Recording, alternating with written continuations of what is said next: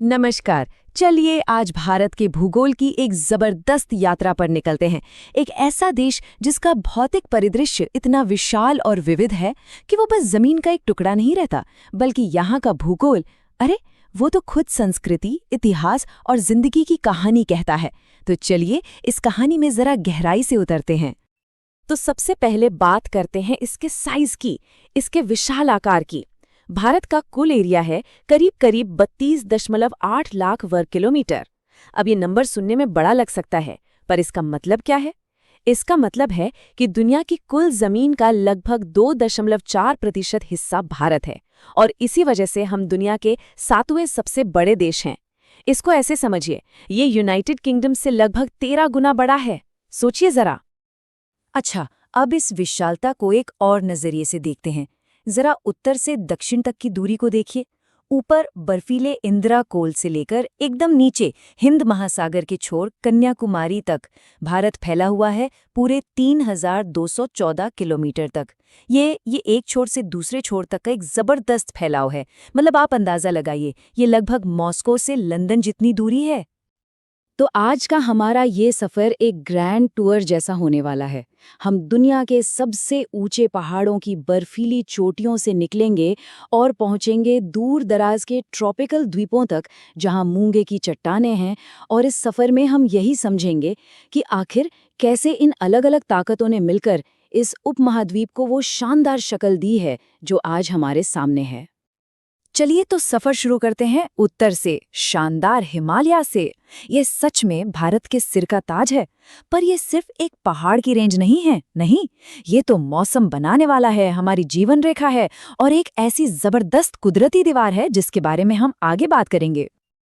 अब देखिए, हिमालय के बारे में सबसे दिलचस्प बात क्या है? वो ये कि ये कोई एक अकेली रेंज नहीं है।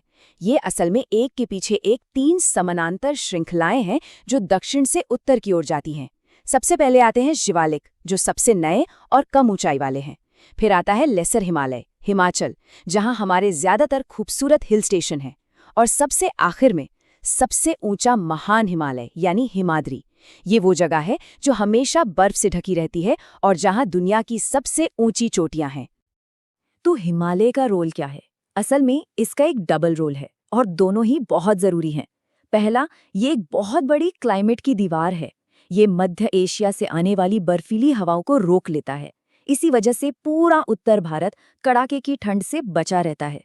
सोचिए, इसी दीवार की वजह से हिमालय के उस पार तिब्बत एक ठंडा रेगिस्तान है, और इस पार हरियाली। और दूसरा रोल, ये हमारी सबसे बड़ी नदियों का सोर्स है। सिंधु, गंगा, ब्रह्मपुत्रा, ये नदियां यहीं से निकलती हैं और करोड़ों लोगों की जिंदगी चलाती हैं। सचमुच ये हमारी लाइफलाइन है। अच्छा, इन ऊंचाइयों की बात हो ही रही है तो एक जरूरी फैक्ट जान लेते हैं। भारत की अनडिस्प्यूटेड सीमा के अंदर, मतलब जिस पर कोई विवाद नहीं है, सबसे ऊंची चोटी है कंचनजंगा। ये सिक्किम में है और इसकी ऊंचाई है 8586 मीटर। ये दुनिया की तीसरी सबसे ऊंची चोटी भी है। मतलब कुदरत की शान का एक जबरदस्त नमूना। ठीक है, तो अब पहाड़ों की ऊंचाइयों से नीचे उतरते हैं और चलते हैं देश के दिल की तरफ। मतलब विशाल, समतल और बेहद उपजाऊ नॉर्दर्न प्लेन्स यानी उत्तरी मैदानों की ओर। ये वो इलाका है जो सही मायनों में भारत की खेती और आबादी का सेंटर है। पर सवाल ये है कि ये मैदान बने कैसे, इतने बड़े और समतल? इसका जवाब एक शब्द में है, जलोढ़। ये जो हमारे उत्तरी मैदान हैं, ये दुनिया के सबसे बड़े जलोढ़ मैदानों में से हैं। हुआ ये कि हिमालय से निकलने वाली नदियां लाखों सालों से अपने साथ उपजाऊ मिट्टी बहाकर लाती रहीं और यहाँ जमा करती गईं। बस इसी से ये जमीन इतनी ज्यादा उपजाऊ बन गई। और इस पूरे मैदान को बनाने का क्रेडिट जाता है 3 बड़ी नदी प्रणालियों को, 3 बड़े रिवर सिस्टम्स को। पश्चिम में है इंडस सिस्टम, मतलब सिंधु नदी और उसकी सहायक नदियां जो पंजाब के मैदान बनाती हैं। बीच में है गंगा सिस्टम, जो भारत का दिल है। और पूरब में है ब्रह्मपुत्र सिस्टम, जो असम की घाटी को शक्ल देता है। तो इन तीनों ने मिलकर इस जमीन को इतना उपजाऊ बनाया है।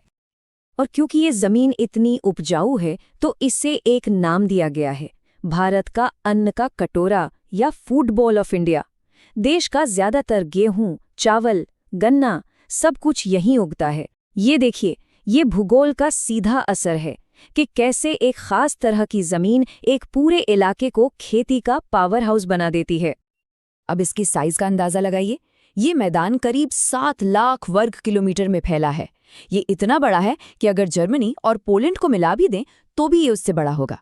और जाहिर सी बात है, इतने बड़े और उपजाऊ इलाके में आबादी भी बहुत होगी, तभी तो ये दुनिया के सबसे घनी आबादी वाले इलाकों में से एक है, करोड़ों लोगों का घर। चलिए अब भारत के नक्शे पर और दक्षिण की तरफ चलते हैं।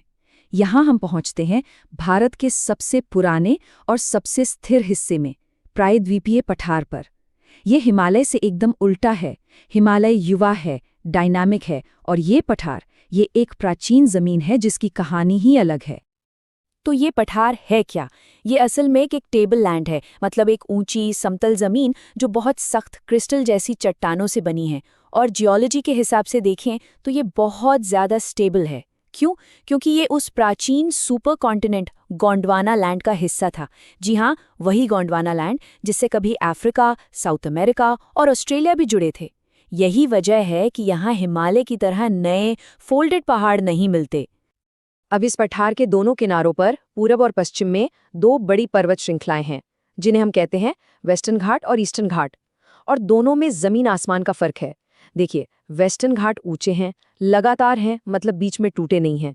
ये मानसून की हवाओं को रोकते हैं, जिससे पश्चिमी तट पर जबरदस्त बारिश होती है। वहीं दूसरी तरफ ईस्टर्न घाट कम ऊंचे हैं और बीच बीच में टूटे हुए हैं।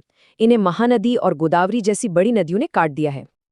और अगर हम पूरे पेनिनसुलर इंडिया यानी इस प्रायद्वीपीय भारत की बात करें तो यहाँ की सबसे ऊंची चोटी है अनामुडी। ये केरला में वेस्टर्न घाट की अनायमलाई पहाड़ियों में है। इसकी ऊंचाई है 2695 मीटर, जो इसे दक्षिण भारत की सबसे ऊंची चोटी बनाती है। ये इस प्राचीन जमीन की शान का प्रतीक है। चलिए अब भारत के कुछ एक्सट्रीम्स को देखते हैं, मतलब ऐसे इलाके जो बिल्कुल अलग हैं। एक तरफ पश्चिम में विशाल थार का रेगिस्तान और दूसरी तरफ समुद्र के बीच बसे हमारे द्वीप। यहाँ एक बड़ा मजेदार सवाल उठता है। जब कोई रेगिस्तान के बारे में सोचता है तो दिमाग में क्या आता है? दूर दूर तक कोई नहीं, बहुत कम लोग, है ना? लेकिन क्या ये बात हर रेगिस्तान के लिए सच है? तो इसका जवाब बड़ा हैरान करने वाला है। भारत का थार रेगिस्तान, जिसे ग्रेट इंडियन डेजर्ट भी कहते हैं, यहाँ की पॉपुलेशन डेंसिटी यानी जनसंख्या घनत्व करीब 84 लोग प्रति वर्ग किलोमीटर है। ये सहारा रेगिस्तान से 80 गुना ज्यादा है। जी हाँ, 80 गुना। और यही बात इसे दुनिया के सबसे घनी आबादी वाले गर्म रेगिस्तानों में से एक बनाती है। अब बात करते हैं द्वीपों की। भारत के पास 2 मेन आइलैंड ग्रुप्स हैं और दोनों एक दूसरे से बिल्कुल अलग हैं। एक तरफ है बंगाल की खाड़ी में अंडमान और निकोबार। ये असल में पानी में डूबी हुई एक पर्वत श्रृंखला का ऊपरी हिस्सा है और इनका ओरिजिन ज्वालामुखी से जुड़ा है। और दूसरी तरफ अरब सागर में है लक्षद्वीप। ये द्वीप पूरी तरह से कोरल यानी मूंगे से बने हैं, एकदम अलग कहानी। और इन द्वीपों की खासियतें भी कमाल की हैं। जैसे अंडमान में भारत का इकलौता एक्टिव ज्वालामुखी है बैरन आइलैंड। निकोबार में भारत का सबसे दक्षिणी पॉइंट इंदिरा पॉइंट है। और शायद सबसे अनोखी बात यह है कि इन्हीं द्वीपों पर दुनिया की कुछ आखिरी अनकॉन्टैक्टेड जनजातियां रहती हैं। साथ ही यहाँ कोरल के बेहद नाजुक इकोसिस्टम है, जो इन्हें सच में एक अनमोल खजाना बनाते हैं। तो अभी तक हमने क्या देखा? यही कि ऊंचे ऊंचे पहाड़ों से लेकर गहरे समुद्र तक भारत का भूगोल कितना ज्यादा विविध है, कितना डाइवर्स है। लेकिन ये डाइवर्सिटी सिर्फ जमीन तक ही सीमित नहीं है। यही कॉम्प्लेक्स भूगोल देश की सीमाओं को भी तय करता है। और कभी-कभी, जैसा हम देखेंगे, ये कुछ जटिल जियोपॉलिटिकल सच्चाइयों को भी जन्म देता है। जब भूगोल इतना विशाल और जटिल हो तो जाहिर है कि सीमाएं भी जटिल होंगी। ये स्लाइड कुछ ऐसे ही प्रमुख सीमावर्ती इलाकों को दिखा रही है जहां भूगोल और इतिहास का टकराव होता है। देखिए, हमारा मकसद यहाँ किसी विवाद पर कोई साइड लेना बिल्कुल नहीं है। हम सिर्फ ये दिखाना चाहते हैं कि कैसे पहाड़, नदियाँ और घाटियाँ जैसी नेचुरल चीज़ें देशों के आपसी रिश्तों पर सीधा असर डाल सकती हैं। ये भूगोल के असर का एक और सबूत है। और अब हम इस पूरी चर्चा को एक आखिरी सोचने पर मजबूर करने वाले सवाल के साथ खत्म करते हैं। आज हमने जो कुछ भी देखा, उसके बाद ये सोचना तो बनता है कि किसी देश का भूगोल, उसकी जमीन, उसकी नियति को, उसकी डेस्टिनी को आखिर कैसे तय करती है। भारत के मामले में तो इसका जवाब उतना ही विशाल और गहरा है जितना कि खुद यहाँ का भूगोल।